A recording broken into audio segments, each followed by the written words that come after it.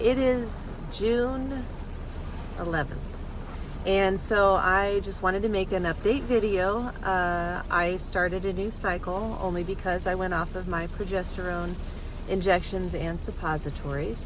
And I also was taking estrogen supplementation as well. And so I quit all of those and started my period 2 days later, I believe. Yeah, day 2 I started. And that was Sunday morning. So I mentioned that I was taking some additional supplements that I used to always take, and I don't know why I let them slide.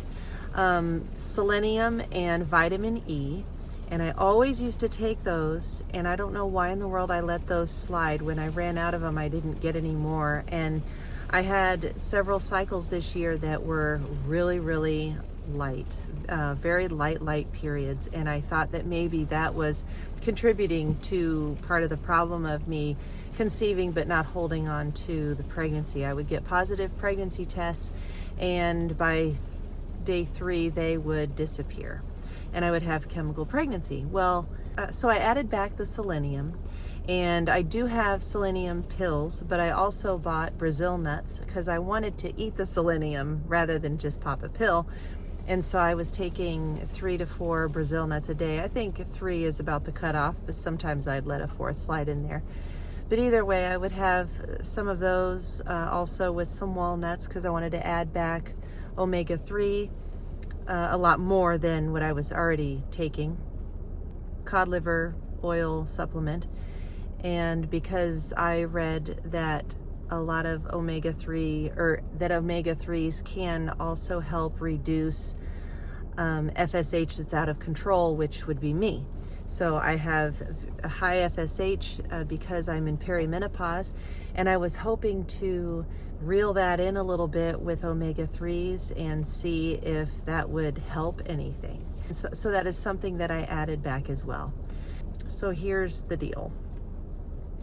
I have been trying for 5 years come October for baby number 2. And I have had so many chemical pregnancies, I have lost count a long time ago. And,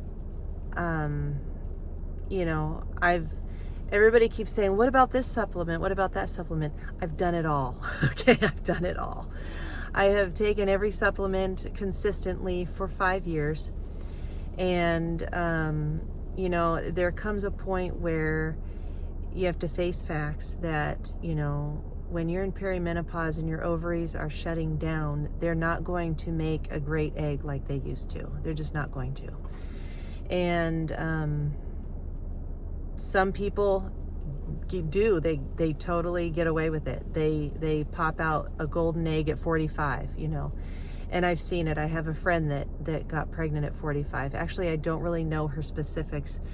It could have been IVF. I really don't know. I just remember she was pregnant at 45.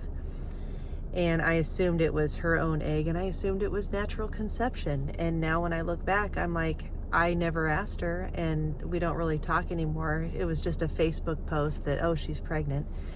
And I just assumed, you know, but you can't make assumptions about people when you don't really know behind the scenes facts.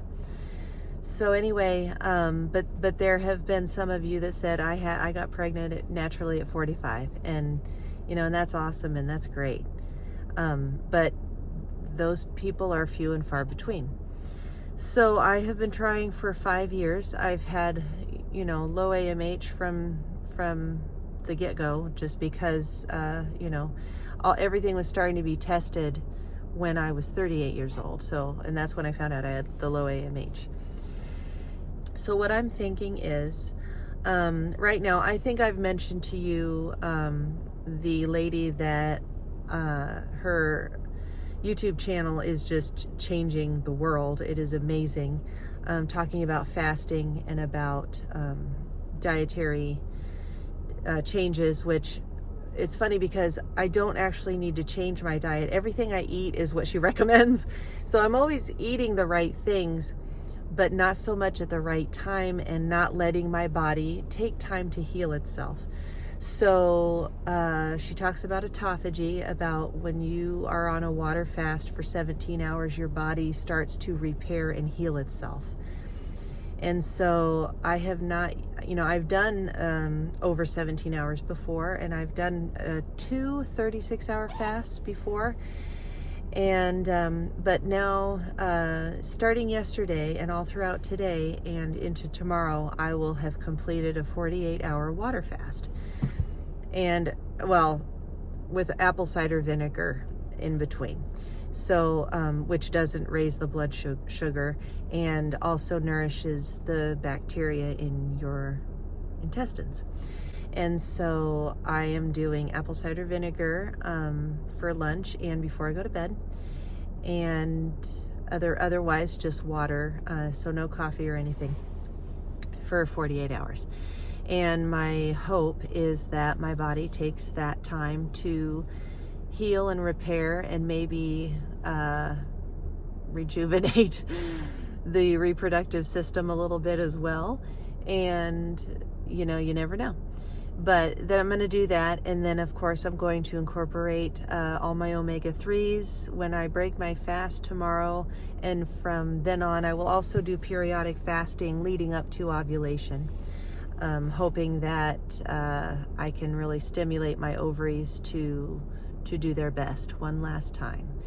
Because as far as I know, as far as I'm concerned, this will be my last cycle trying with my own egg. So I'm going to message the donor and let him know that I'd like to try one last time with my own egg. And, of course he'll say, of course, yes, And I'm going to take letrozole again one last time. I have one last prescription. And I'm going to take it cycle day 5 through 9, which will have me ovulating on cycle day 12. I know that cycle day 13 is my magical day to ovulate. However, the last couple cycles where I coordinated myself to ovulate on cycle day 13 using letrozole didn't matter. So I'm going to do 5 through 9, and I'm going to ovulate on cycle day 12, and I'm going to inseminate one last time and hope and pray for a miracle. But if I do not get pregnant and I do not get a miracle baby, I have already looked into the egg donation program, and I don't know if I'm going to do 100%. I've lost some sleep on it just because, it's such a big commitment. And, I still do want, a couple more children to add to my family for Hannah to have brothers and sisters. I would love that. My dream was to always have 4 or 5 kids, but now here I am older, and, do I have the time for that? I also wanted to get a better career, and I need to go back to school for that. And so, and that's, so all these things I put on hold my whole life, and it's so funny how it has backed up on me.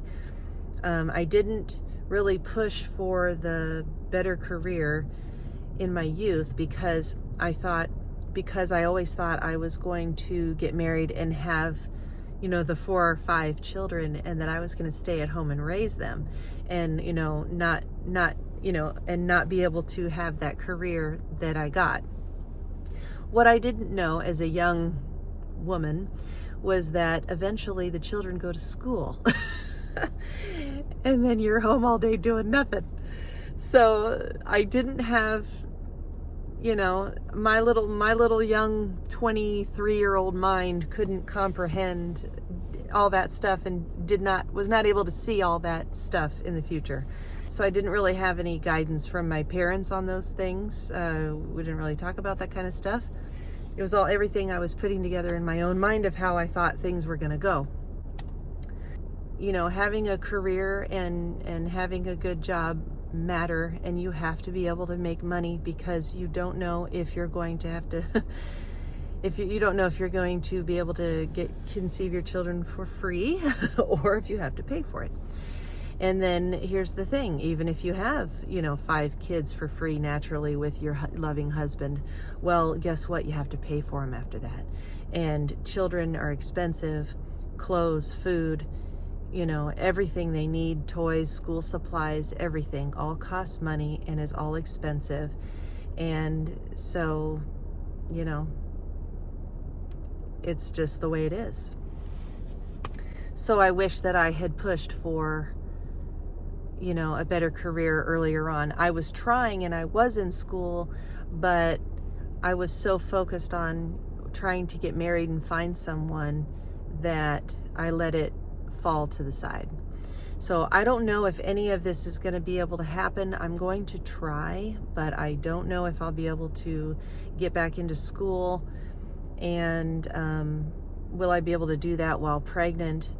But as far as the egg donor program goes, it is a $300 deposit once you are matched with an egg donor. Well, I have found the egg donor I want to use. And, you know, just looking at her pictures, you know, it got me a little excited because I'm like, wow, this could become a reality very soon. So I have a consultation appointment tomorrow, Wednesday, and I will make an update video on how that conversation went and next steps as far as what I'm going to do about it. I did want to give myself one last chance because last cycle, I didn't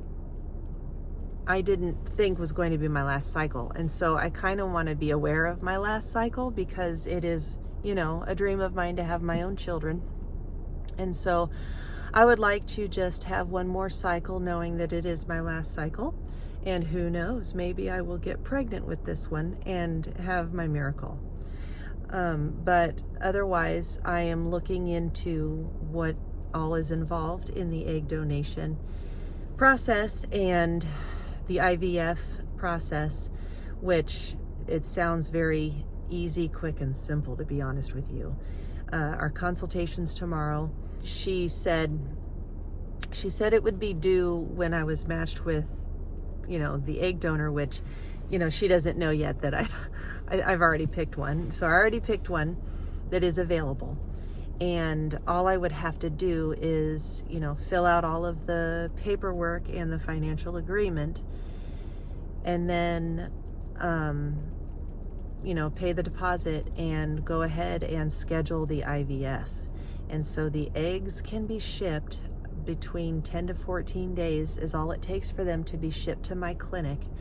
And then I would have my donor send his sample, and on the day of the IVF procedure, I would take his syringe to them, and they would probably do a wash, and then they would do ICSI, which is intracytoplasmic sperm injection, and they would do that into the 6 eggs that I get. And then, just like any other IVF protocol, we would watch and we would see how many fertilize, how many make it to day 5, and then they would be biopsied and frozen, and then we would wait for the biopsy results and go from there. So it's exciting, but I'm being very cautious because I don't want to get my hopes up, or I don't want to get, you know, because, you know, I ultimately, yes, I just wanted one more child at this point. But if I were to get 3 or 4, you know, I mean, it just depends on how many I would get, and would I want to let them all go or what? So I guess I don't want to put the cart before the horse. I just, you know, I would just have to wait and see how many would I get? How many can I realistically have and keep, you know, due to just my family and our household and our finances. That is basically what is happening right now. That is the update. I am on cycle day 3, and I think I said earlier that the supplements totally worked. Lining is like exactly the way it should be for being on a cycle. So yeah, I'm excited about that. I mean, it totally worked. And so I'll finish out today's fast. I will break my fast tomorrow at lunch, and then I will have a day or two, and then maybe do another 24-hour fast, maybe a couple of times before ovulation next week. I'm not even worried about it. I'm not stressed out about calling this my last cycle. Depending on how IVF goes, I might end up doing another natural just while waiting to get started with IVF. If I end up even doing that, I'm still praying about it. I'm still figuring it out. I'm still trying to decide if this is what I want to do. But honestly, when I did find the donor, as I searched through the profiles, I did get excited, and I was excited about it. So that has to be for something. So I was excited about it, and but now it's just, there's some fear there, like, oh my gosh, am I really going to do this? And I really do need to advance my career like I should have 20 years ago. That's about it for now. Lots of changes coming. A lot of good things. These are a lot of good things.